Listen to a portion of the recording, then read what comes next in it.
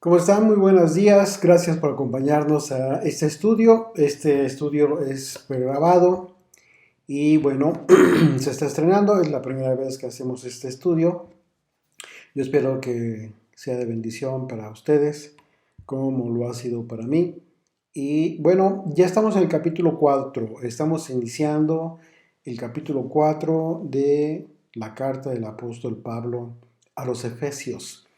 Y Pablo comienza a hablar va a hablar en este capítulo de la unidad de la iglesia, un aspecto súper importante, fundamental. Después de que Pablo nos expresó esta profunda oración que implicó una realidad eh, en la intercesión de Pablo por la iglesia ante el Señor, y que en este caso específico se dirige, dirige esta carta a los Efesios.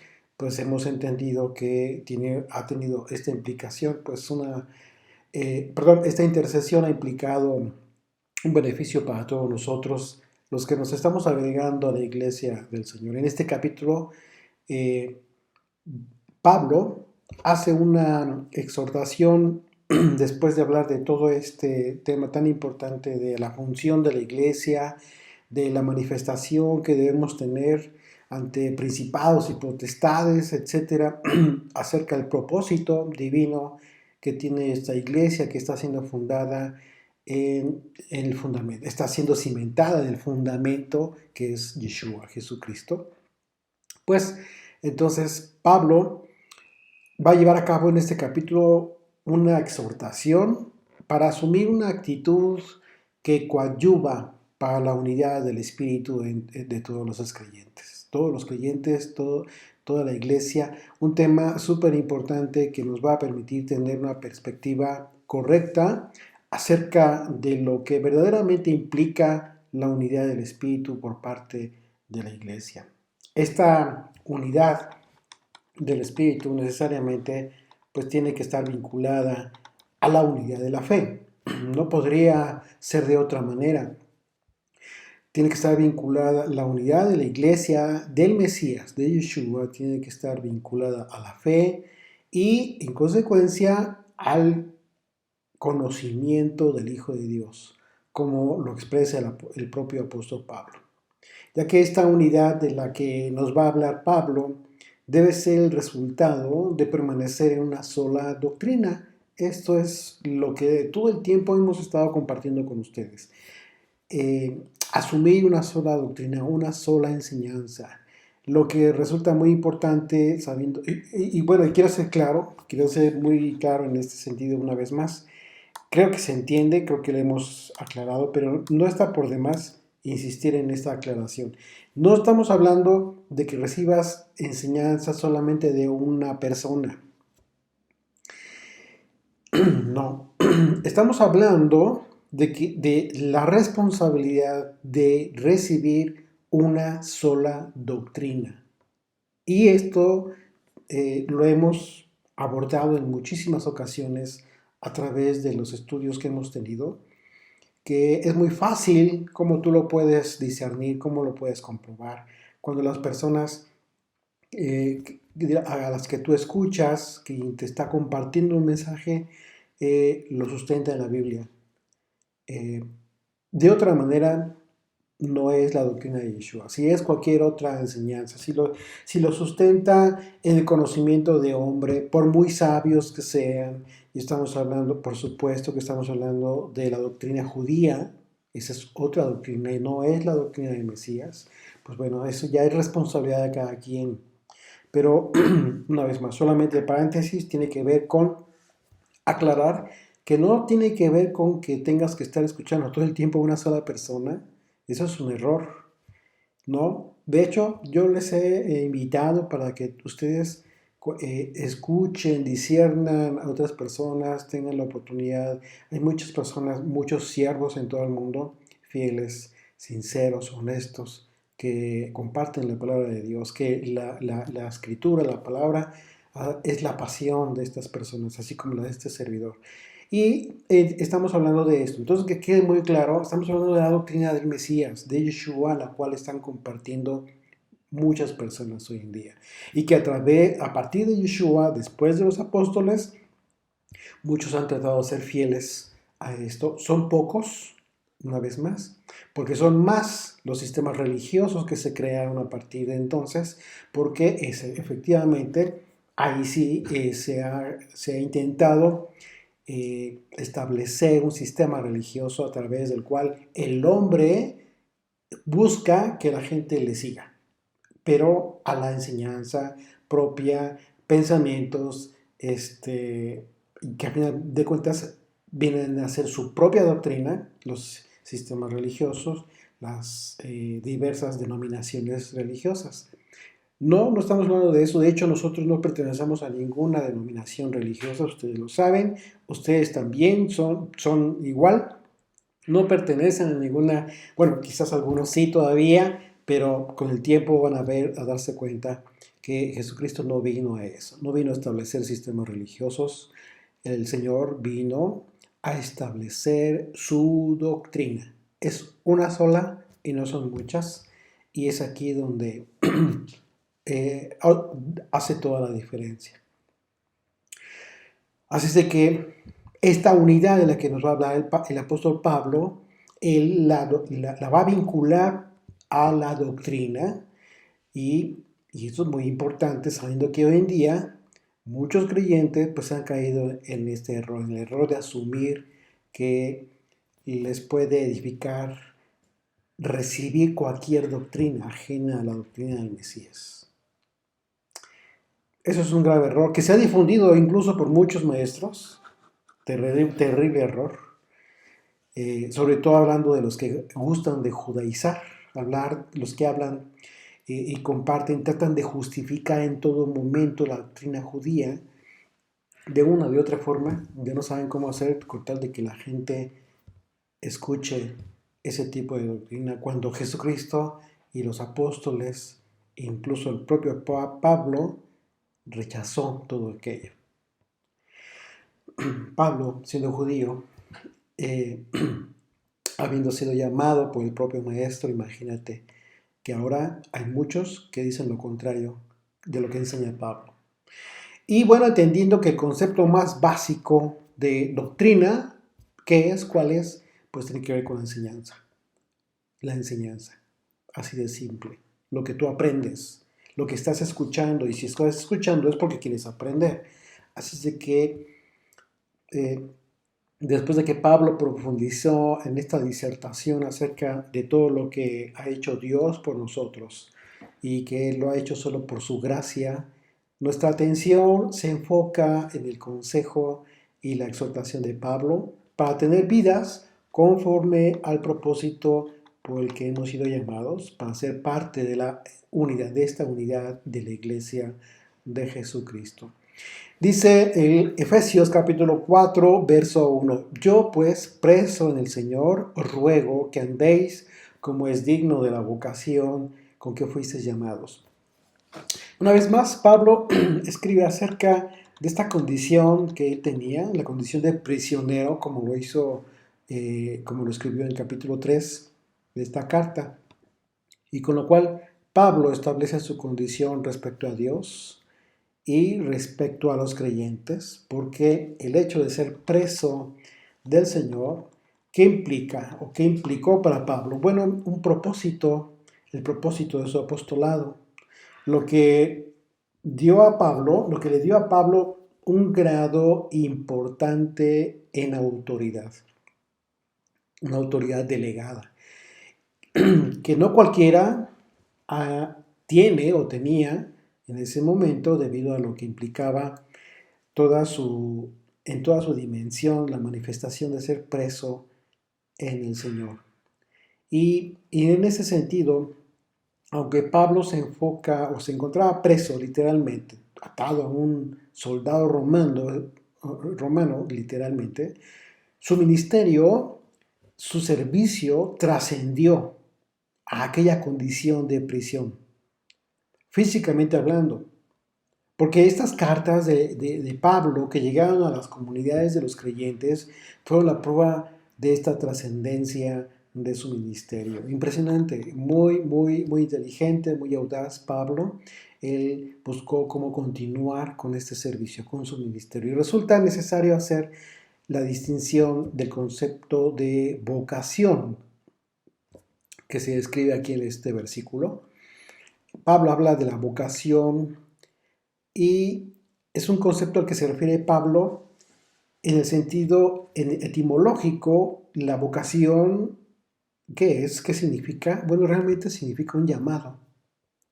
De hecho, la palabra griega, klesis, se traduce como invitación en el estado en que alguien es llamado.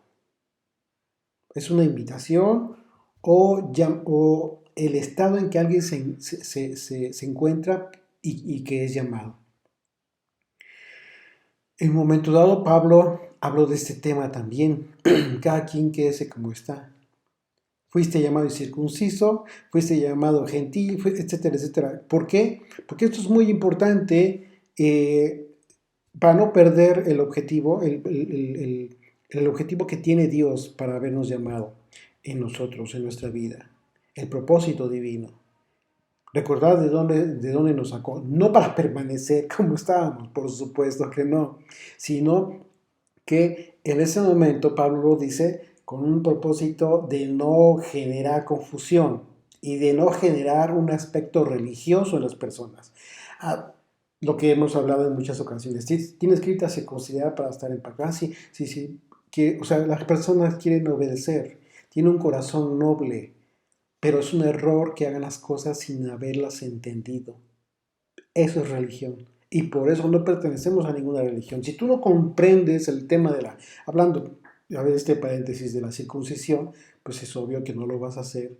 Y es obvio que el consejo que nosotros te vamos a dar es que no vayas y te circuncides si no has comprendido por qué razón tendrías que circuncidarte. Pablo fue muy claro hablando de ese tema. Él jamás obligó a nadie, pero no por eso dejó de cumplir su propósito de llevar el Evangelio, de suministrar a las personas que estaban queriendo escucharle. Así es de que esto es una obra del Espíritu, es obra sobrenatural. El Espíritu de Dios obra en las personas de forma sobrenatural para obedecer, incluso porque este tipo de obediencia pues es sobrenatural, no es una obediencia religiosa. Así es de que Pablo, al hablar de esta vocación, dice, esta vocación con la que fuisteis llamados, dice, pues bueno, tiene que ver con un estado en el que se encontraba, es una invitación que recibimos. Entonces, ¿cuándo? En el momento que escuchamos el Evangelio.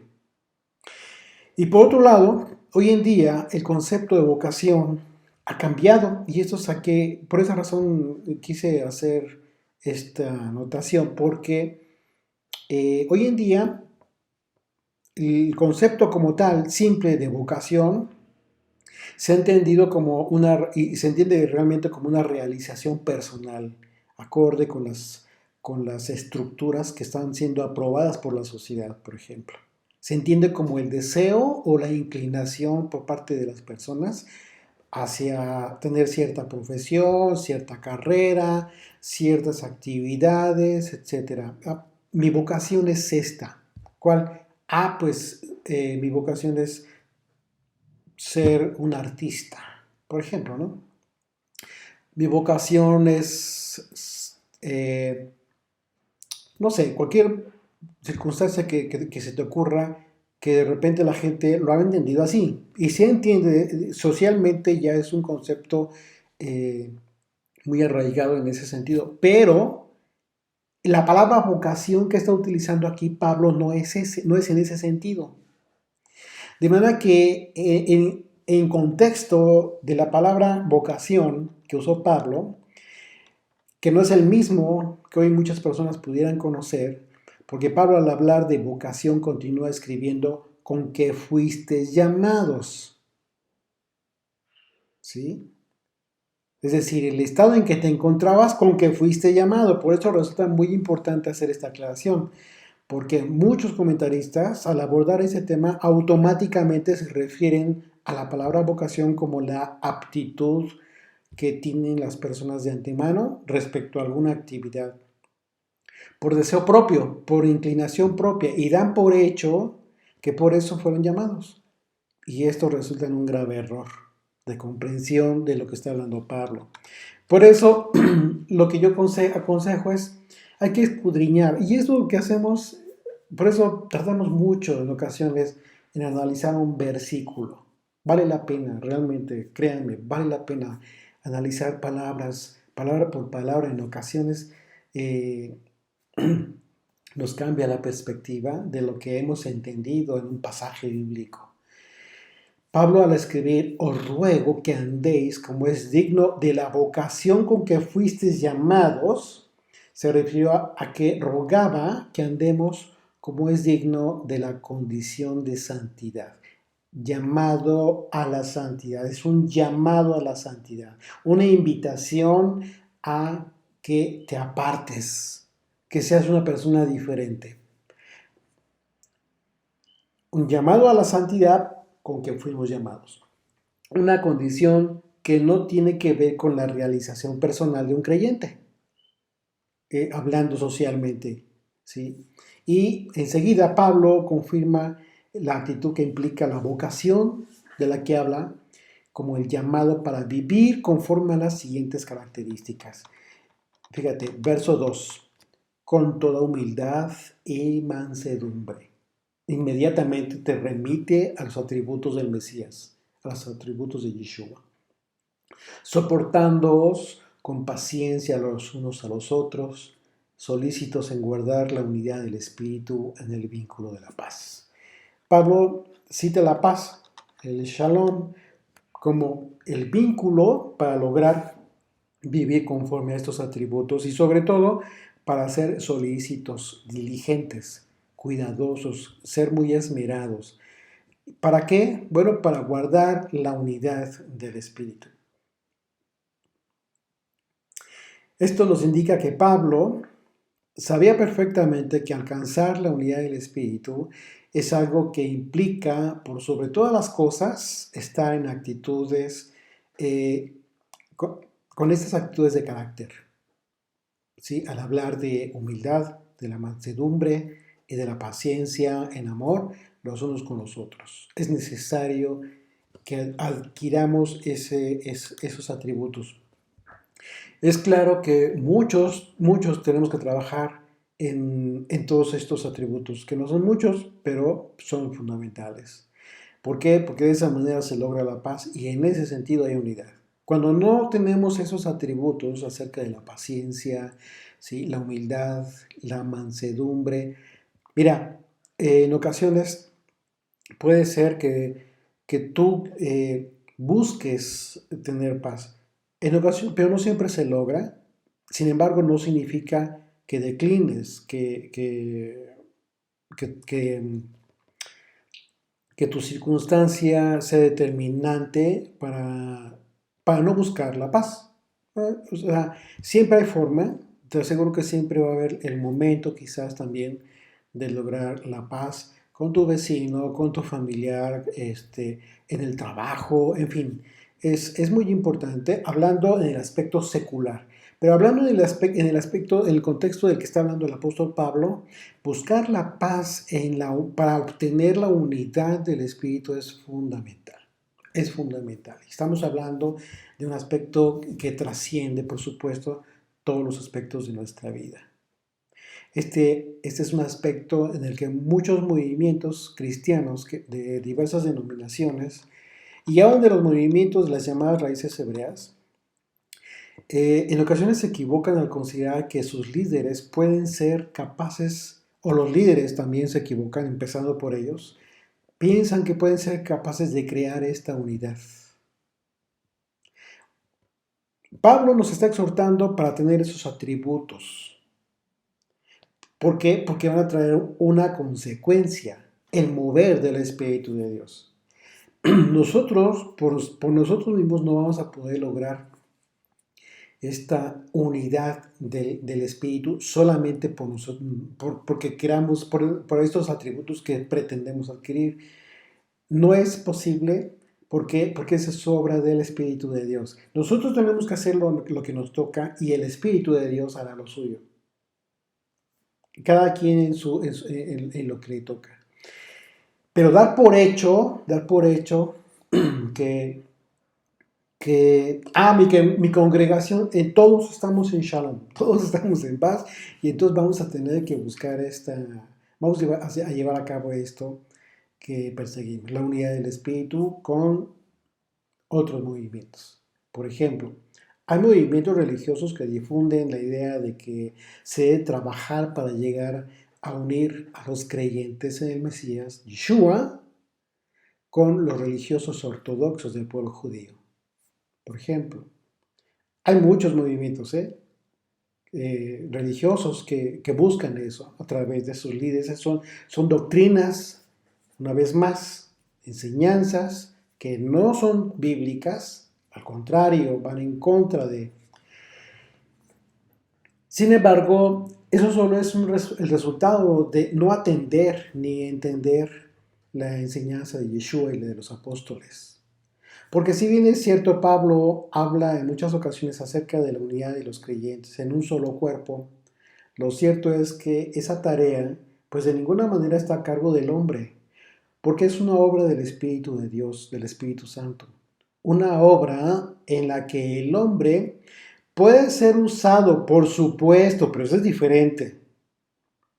¿En qué momento en que logras estos atributos de la mansedumbre, la humildad, etcétera?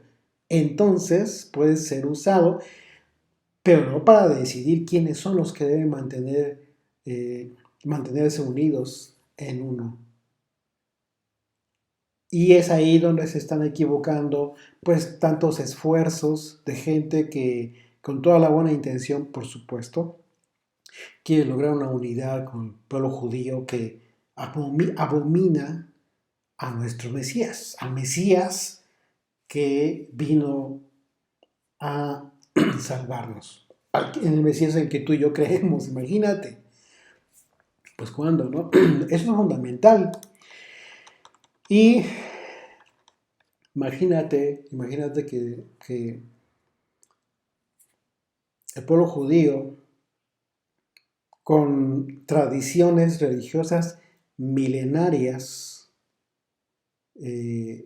puedas tú en un momento dado pretender cambiar toda esa mentalidad, toda esa religión, pues sería imposible. ¿Por qué? Porque los propios profetas hablan que esto solamente sería alcanzado como un objetivo por parte del Mesías. Pero esto no en su primera venida. Por eso le rechazaron. Así es de que, ahora una vez más, un paréntesis aquí. Siempre cuando decimos que le rechazaron, estamos hablando de este pueblo judío ortodoxo de hoy en día, que prevalece desde aquel entonces, desde que vino Yeshua, que son los descendientes de los fariseos, de los saduceos, etcétera, de los escribas, todos estos religiosos que rechazaron a Yeshua. Pero aún así, una vez más, en ese tiempo, en el tiempo de que vino Yeshua, muchos judíos, incluso algunos sacerdotes creyeron en él. Ahí está el libro de los Hechos. Se registra claramente cómo es que muchos de ellos creyeron en el Mesías. Millares de judíos, dicen. Así es que, por supuesto que se cumple ese propósito, pero no significa que nosotros demos por perdido o ya maldito al pueblo judío ortodoxo de hoy en día. Claro que no, también hay profecías que hablan que todos, no solamente ellos, sino todo el mundo que hasta ese momento del regreso del Señor no le haya recibido, tengan esta oportunidad. Pero, una vez más, el Señor no obliga a nadie. En la unidad, hablando del tema que estábamos hablando, se cierra el paréntesis, bueno, hablando de esta unidad de la que está hablando Pablo, la unidad estructural, hablando de las estructuras conformadas por las diversas religiones, muchas veces pueden ir en contra de la unidad del espíritu. ¿Por qué? Porque en ocasiones la mala dirección de las iglesias, que al rato resulta que el pastor ya anda haciendo esto y aquello, haciendo, finalmente, hemos visto muchos ejemplos de circunstancias penosas, en cualquier religión, en cualquier iglesia, pero ¿esto por qué? Por la mala dirección, por las malas decisiones, ¿sí? Por llevar una congregación en contra o simplemente no observar la forma en cómo la escritura misma nos enseña cómo podría esto llevar a una congregación. Hay mucha responsabilidad que los líderes o quienes asumen el control de estas congregaciones no quieren tomar. Una de ellas, la más importante es señalar el pecado, sancionarlo. Prefieren hacer como que no vieron, hacerse desentendidos, y esa es la gran hipocresía de muchas congregaciones. Y una vez más, yo no estoy en contra de la congregación, de hecho es bíblica la reunión, la congregación de los creyentes. El único problema, el único detalle son estas circunstancias. Y yo estoy seguro que tú has sido testigo de cosas que no deberían suceder en la congregación a la que tú has pertenecido, ya sea virtual, ya sea presencial, etcétera. Que al final de cuentas sean cosas que no deberían de ser. Y que tú te das cuenta, pues, por la propia escritura. Y una vez más, esto rompe el esta, con esta intención de muchos que realmente quieren lograr la unidad en el espíritu. Las malas decisiones en las iglesias. Históricamente se ha demostrado que los grandes cuerpos eclesiásticos con el tiempo se vuelven corruptos, y hay muchos.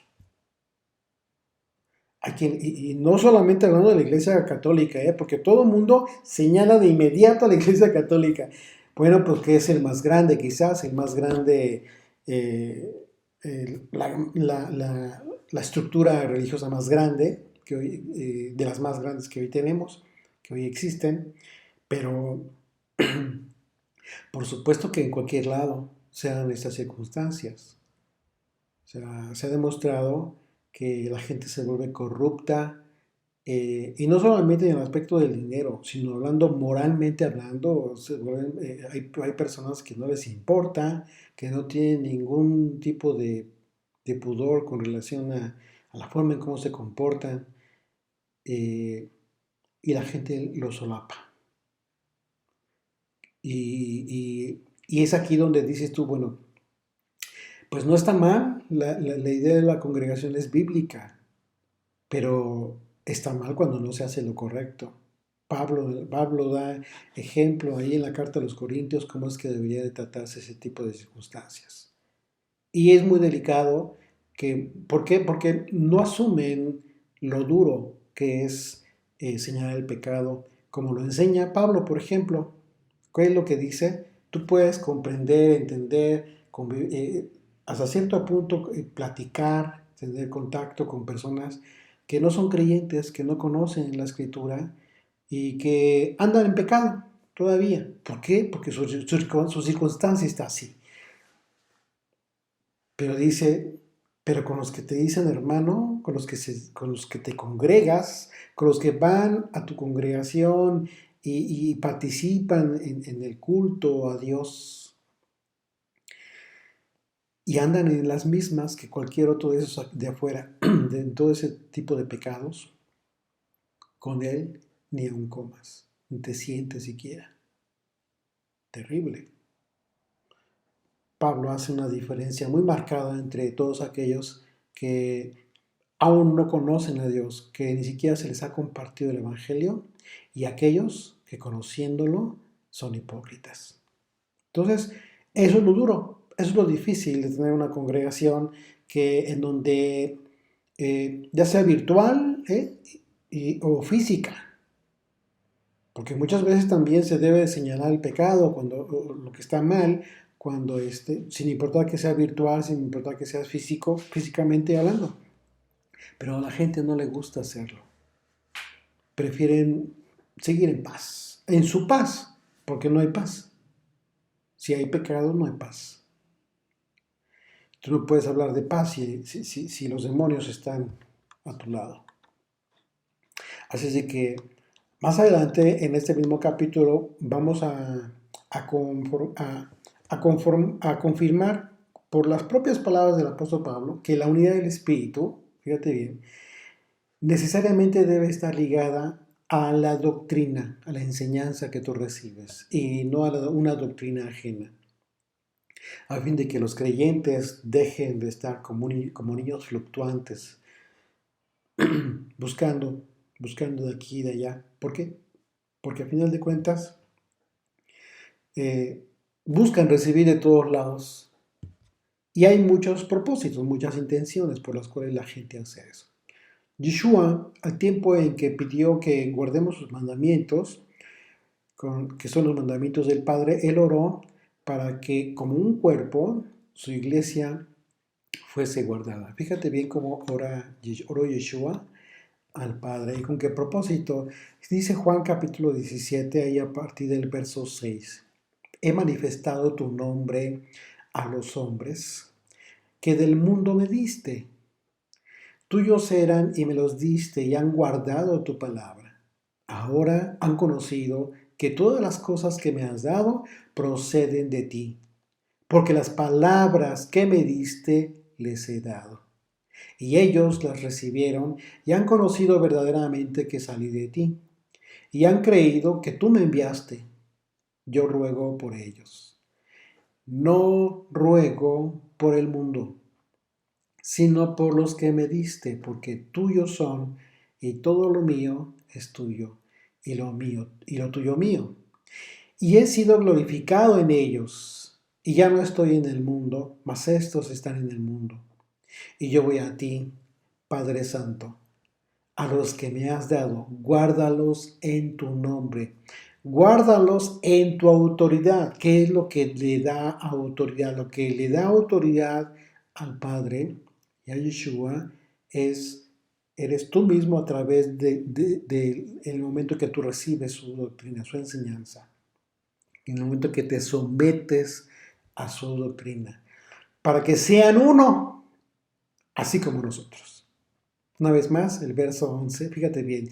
Yo ya no estoy en el mundo, mas estos están en el mundo y yo voy a ti.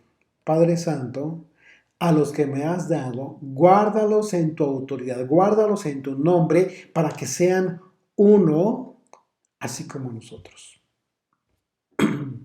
Entonces, ¿qué es lo que en un momento sucede aquí? Tú le estás dando la autoridad, más bien reconociendo, no le das la autoridad la tiene el Señor.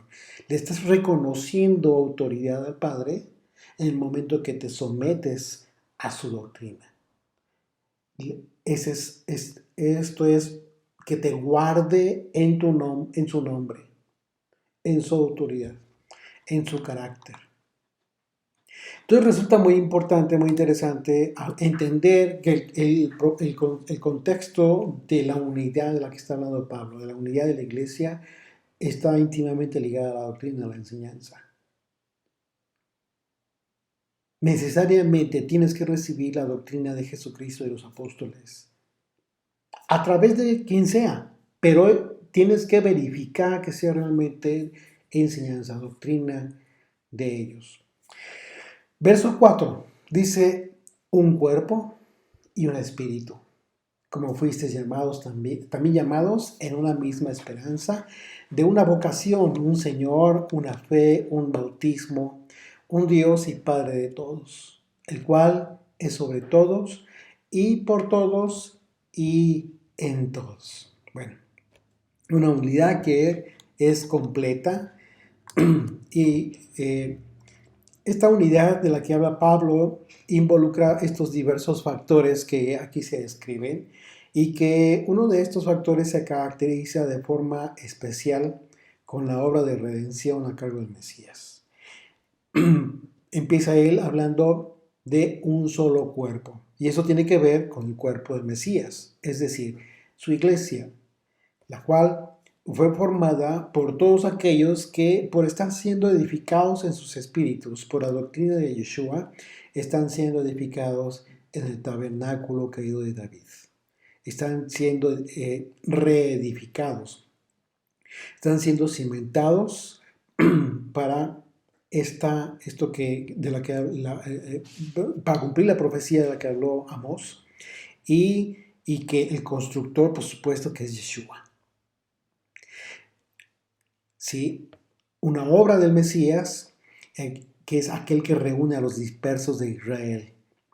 La iglesia está siendo formada, a los dispersos del Israel de Dios. ¿Sí? ¿Por qué? Porque la iglesia está formada desde aquel día de Pentecostés. Si tú ya estudiaste con nosotros el capítulo 2 del libro de los Hechos, tú ya entendiste entonces que desde ese momento, de aquel evento sobrenatural en Pentecostés, fue una señal que envió Dios a través de los apóstoles de Yeshua, a través de estos idiomas que ellos hablaron,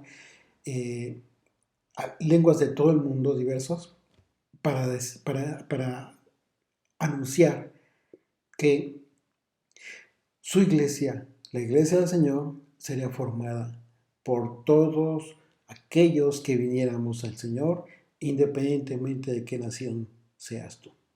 Así es de que si tú estás siendo cimentado en la roca de Israel, estás siendo parte de la profecía de Amós, porque estás siendo parte de este tabernáculo caído de David, que está siendo edificado por parte de Yeshua. Y en ese sentido, Pablo habla de un cuerpo que sería conformado conforme a la profecía anunciada.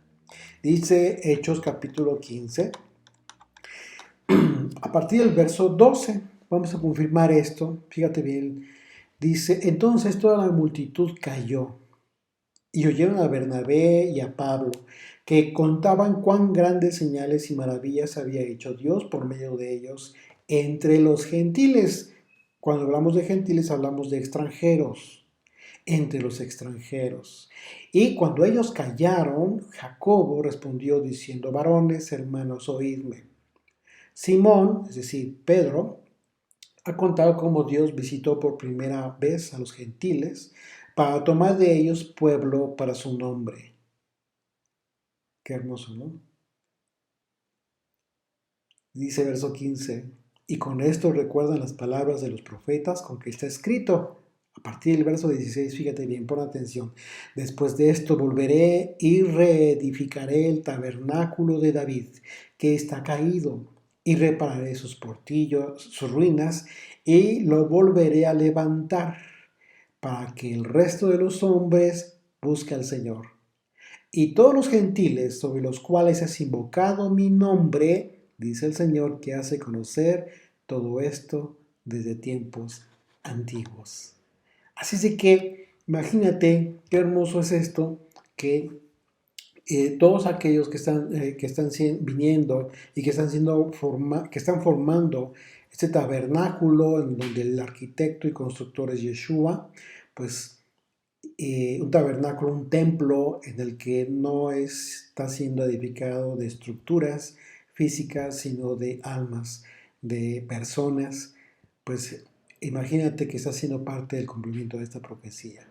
¿Para qué? Para ser parte de esta unidad en el Espíritu. Otro aspecto del que habla Pablo también es, se refiere al Espíritu, que no podría estar hablando, por supuesto, del Espíritu individual de las personas, sino al Espíritu de Dios, que en el contexto de la unidad de la Iglesia del Señor, esta unidad que fue anunciada por los profetas de Dios desde la antigüedad y que en la primera festividad de Shavuot, en Pentecostés, después de la resurrección de Yeshua, fue confirmada por el Espíritu de Dios, tal y como lo dijo el apóstol Pedro. En el momento en que se inició el cumplimiento de esta profecía. Fíjate bien lo que dijo Pedro en aquel momento. Pedro dice, Hechos 2, verso 14, dice, Pedro entonces tomó la palabra y a nombre propio y de sus 11 compañeros les habló de esta manera. Judíos y todos los que residís en Jerusalén, prestad atención a mis palabras, a ver si os queda claro lo siguiente. Estos no están borrachos como vosotros suponéis, pues solo son las 9 de la mañana. Lo que sucede es que se está cumpliendo lo anunciado por el profeta Joel. Dice el verso 17, y aquí cita la profecía. En los últimos días, dice Dios, concederé mi espíritu a todo mortal. Vuestros hijos y vuestras hijas hablarán inspirados por mí. Vuestros jóvenes tendrán revelaciones y vuestros ancianos soñarán cosas extraordinarias. Verso 18. A los que me sirven, tanto hombres como mujeres, otorgaré en aquellos días mi espíritu y hablarán inspirados por mí. Esta profecía se está cumpliendo hoy en día en muchos que están hablando inspirados por el Señor. ¿Se está cumpliendo esta profecía? Claro que sí. Desde que vino Yeshua, a partir del día de Pentecostés, el Espíritu de Dios está llevando a cabo esta obra maravillosa, sobrenatural, en todos aquellos dispersos en las naciones del mundo, pero que forman parte de este templo, de este tabernáculo de David, que está siendo reedificado por Yeshua. También al hablar Pablo habla de la esperanza de nuestro llamamiento y se refiere, por supuesto, a aquello que representa un mismo objetivo para la iglesia de Yeshua. Esto es, la misma esperanza de la vida eterna. Aquello que en otro pasaje Pablo describió como la esperanza bienaventurada. Si vamos a Tito capítulo 2, verso 11, dice, porque la gracia de Dios se ha manifestado para salvación a todos los hombres, enseñándonos que renunciando a la impiedad y a los deseos mundanos, vivimos en este siglo sobria, justa y piadosamente, guardando la esperanza bienaventurada y la manifestación gloriosa de nuestro gran Dios y Salvador Jesucristo, quien se dio a sí mismo por nosotros para redimirnos de toda iniquidad y purificar para sí un pueblo propio, celoso de buenas obras. Así de que en un momento crucial del ministerio, Pablo habló de esta esperanza por la cual él estaba siendo llamado a juicio también. ¿Y por qué cito esto? Porque es importante que tú y yo comprendamos lo importante de mantener esta unidad en referencia a todos estos aspectos. Por ejemplo, en la esperanza. Tú no podrías tener una esperanza distinta.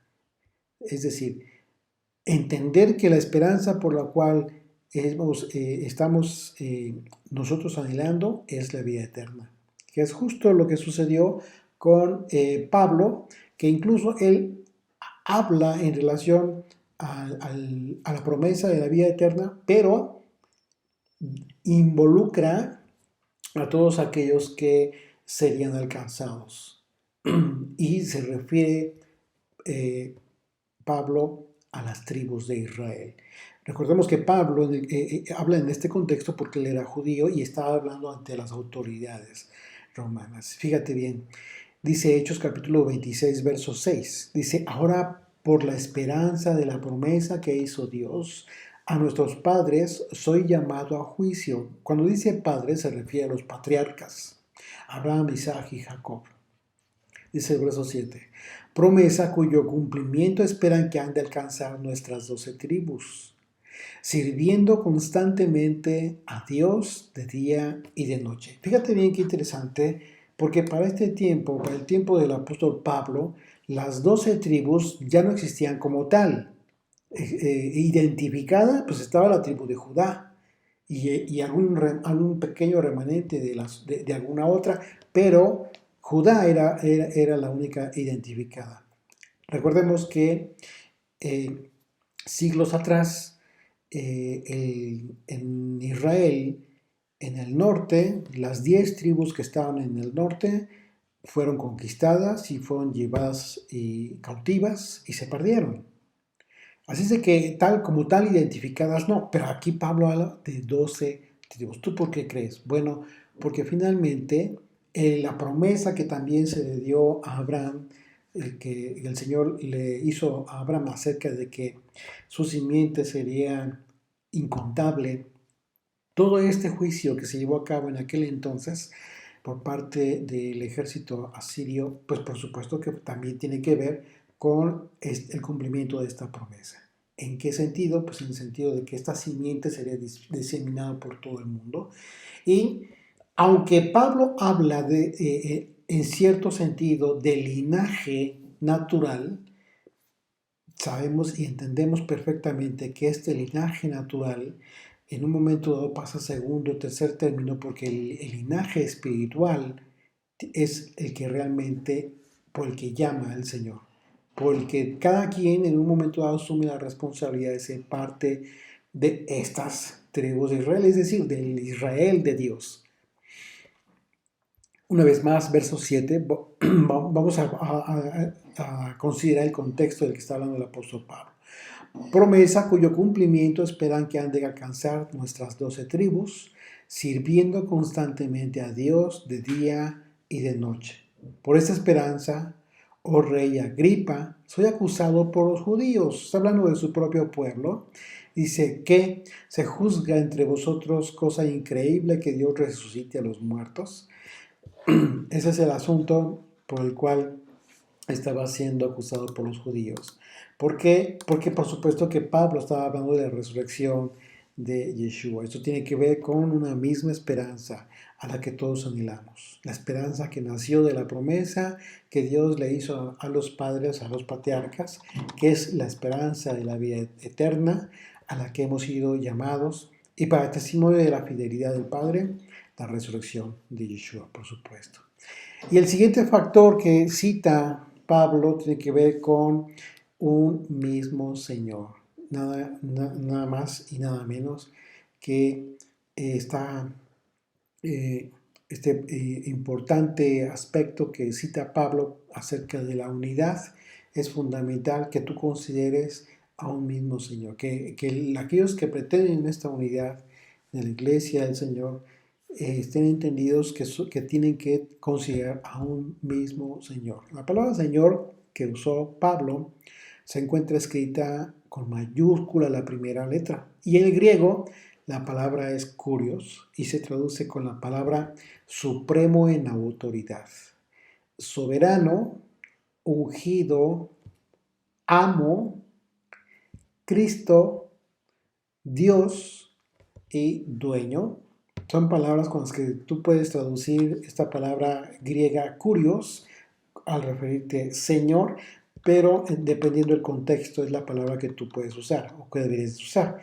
Y aunque todos podríamos afirmar, fíjate bien qué interesante, porque cualquiera podría afirmar que en verdad cree en un mismo Señor, el cual es Yeshua, el Mesías. Tener un mismo Señor implica fidelidad a un solo Señor.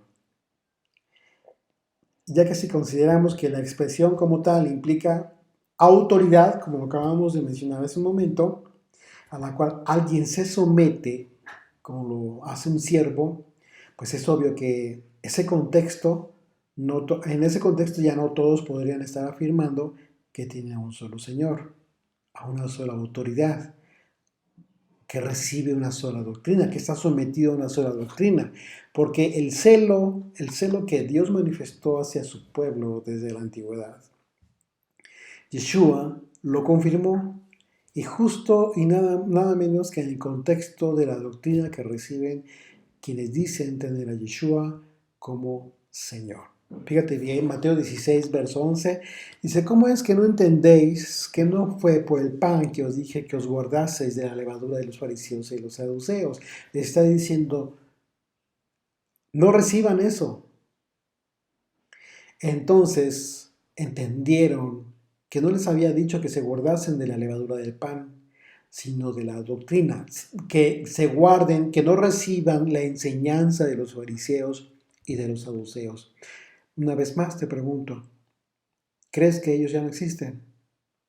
Si estamos hablando y tú sabes perfectamente que uno de los aspectos que caracteriza al pueblo judío es la tradición milenaria de tantas cosas, enseñanzas y doctrinas que ellos tienen, han asumido desde siglos, pues imagínate, ¿tú crees que el pueblo judío ortodoxo, no, de dónde crees que traen toda esa doctrina de la que dijo Yeshua que no recibieras? Pues ellos mismos. Así es de que en este momento, pues cada quien debería preguntarse a sí mismo si en realidad tiene a un solo Señor. O sea, decirlo es muy fácil porque lo dices, tú crees en Yeshua, claro que sí. Todo el mundo cree, hasta los que no conocen la escritura, pero eso no te hace diferente. Eso en realidad no te hace, no asume que tengas realmente a un solo Señor en el contexto de la unidad de la que viene hablando Pablo. ¿Por qué? Porque estamos hablando de la doctrina que se recibe y ya cada quien sabe si ha sido fiel o infiel en lo que ha recibido como doctrina a aquel que debe ser supremo en autoridad para enseñar. Esa es responsabilidad de cada quien.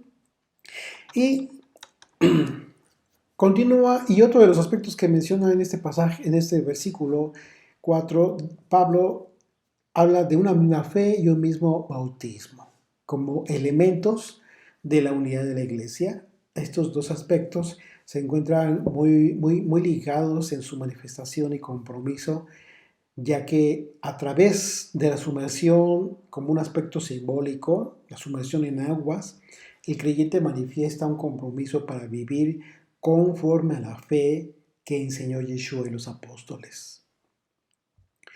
Y la prueba de esto es que después del discurso del apóstol Pedro, allá en Pentecostés, en aquella ocasión, muchos judíos decidieron unirse a esta misma fe que unía a judíos y a gentiles, conste, sobre aviso. O sea, ellos ya estaban advertidos de esto y entendieron perfecto, ambos del mismo pueblo. Dice Hechos capítulo 2, verso 41, así que los que recibieron su palabra fueron bautizados y se añadieron aquel día como 3,000 personas y perseveraban en la doctrina de los apóstoles, ¿sí? En la comunión unos con otros, en el partimiento del pan y en las oraciones. Esto es lo que genera que tú recibas una misma doctrina, la unidad del Espíritu. Una vez más, aquella vez fueron convertidas como 3,000 personas. ¿Tú crees que solamente por Pedro o fue el Espíritu de Dios? Si lo acababan de ver, se acaba de manifestar en ese momento el Espíritu de Dios. Imagínate, ¿cómo crees que va a ser a cargo de las personas esta titánica tarea? Pues claro que no, esto es sobrenatural.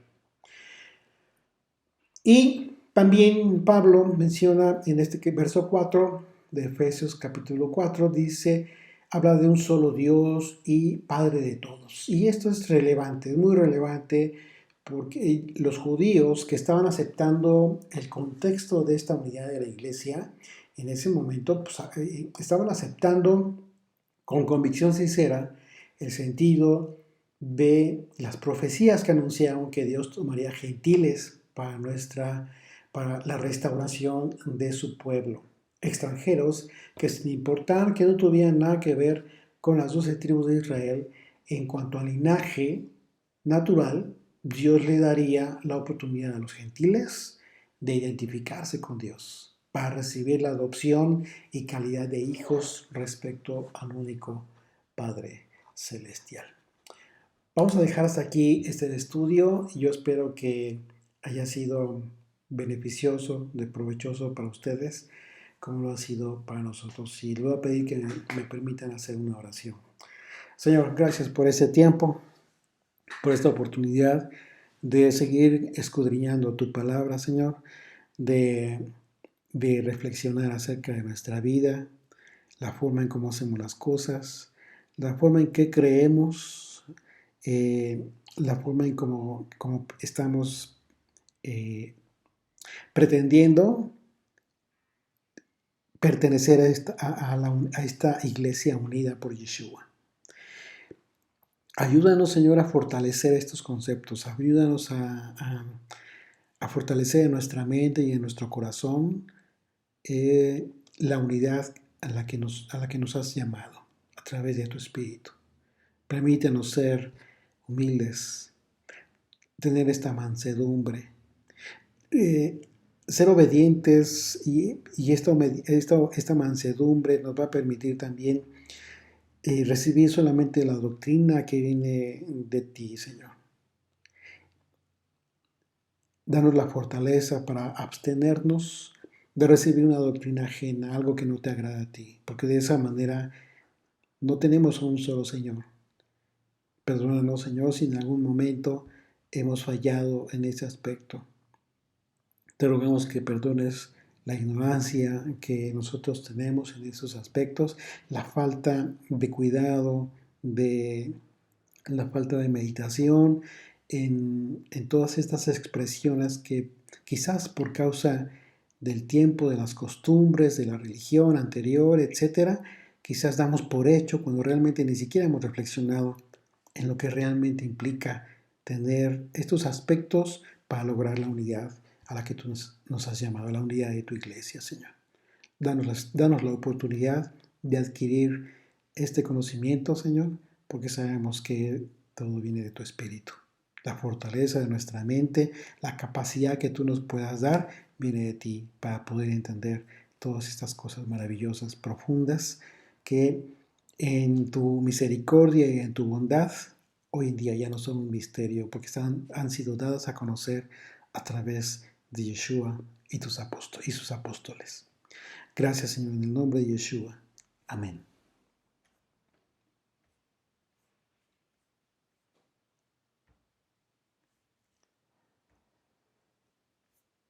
Bien, amigos, pues muchas gracias y por su compañía y les esperamos para nuestro siguiente estudio. Que el Señor les bendiga a todos. Shalom.